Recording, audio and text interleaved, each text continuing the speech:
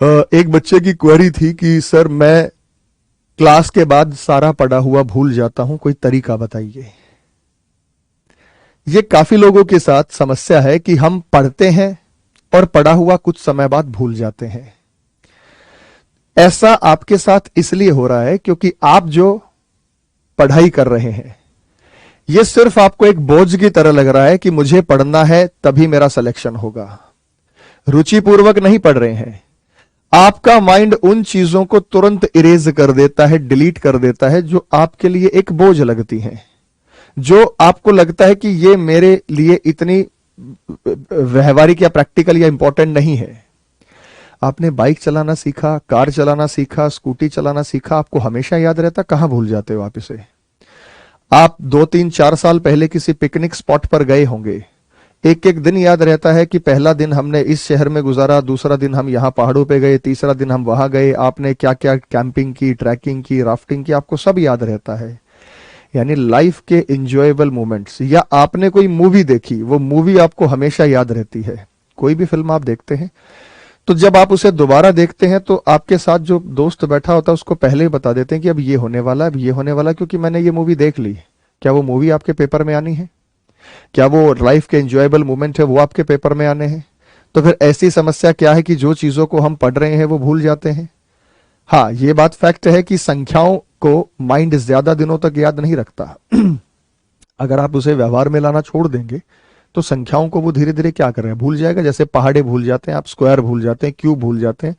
25 तक के पहाड़े आप याद थे, कभी हुए होंगे 20 25 तक पहाड़े, लेकिन अब आपको याद नहीं है। इसलिए आपको याद करने के तरीकों को बदलना होगा। आपको यह देखना होगा कि मेरी जो बौद्धिक क्षमता है वो किस प्रकार से है, मैं किस प्रकार से सीख रहा हूं। अगर हमारे सामने कोई कार खड़ी है और अगर हमें कोई कहे कि उसे उठाकर साइड रख दीजिए तो आप नहीं रख पाएंगे। आप कहेंगे नहीं, मैं नहीं उठा सकता। लेकिन एक कुर्सी है तो आप उसको उठा के रख दें, क्योंकि आपको अपनी शारीरिक क्षमता का भरोसा है। आप जब भी किसी के साथ लड़ाई झगड़े में आगे तभी बढ़ते हैं जब सामने वाले की आप जो है बौद्धिक क्षमता देख लेते हैं। हट्टा कट्टा है तो खुद ही आप हाथ जोड़ लेते हैं, कमजोर होता है तो आप उसके ऊपर हावी हो जाते हैं। तो अपनी मानसिक क्षमता का भी परिचय दीजिए, अपनी मानसिक क्षमता को देखिए कि आपकी क्षमता क्या है, आप क्या कर सकते हैं। तो भगवान ने जो बुद्धि बनाई है ना, वो जबरदस्त बनाया, सुपर कंप्यूटर बनाया है। अपनी क्षमता को पहचानिए और हमेशा पॉजिटिविटी के साथ, सकारात्मक सोच के साथ आगे बढ़िए। आप ये मान के चलिए कि ये जो चैप्टर आज मैंने पढ़ा है इसे मुझे रिवाइज भी करना है, मैं इसे प्रैक्टिस भी करूंगा। उसे परमानेंट मेमोरी में भेजिए, उसे टेम्परेरी मेमोरी में स्टोर मत कीजिए।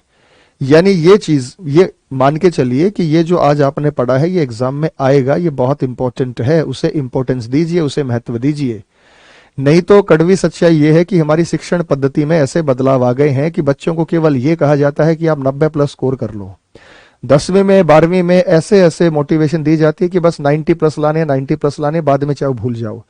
और होता भी यही है कि जब आपका फाइनल बोर्ड एग्जाम होता है तो आधी से ज्यादा चीजें तो आप वैसे ही भूल जाते हैं।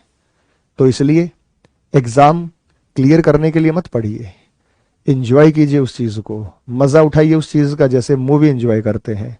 तो एक एक क्लास को एंजॉय कीजिए, एक एक सेशन को एंजॉय कीजिए।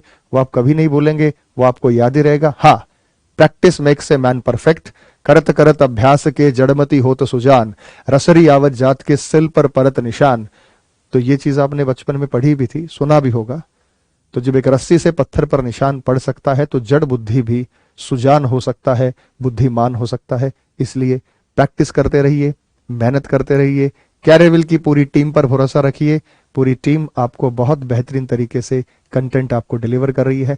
बस ईमानदारी से प्रयास कीजिए, सफलता जरूर आपके साथ होगी। वंदे मातरम। जय हिंद, जय भारत।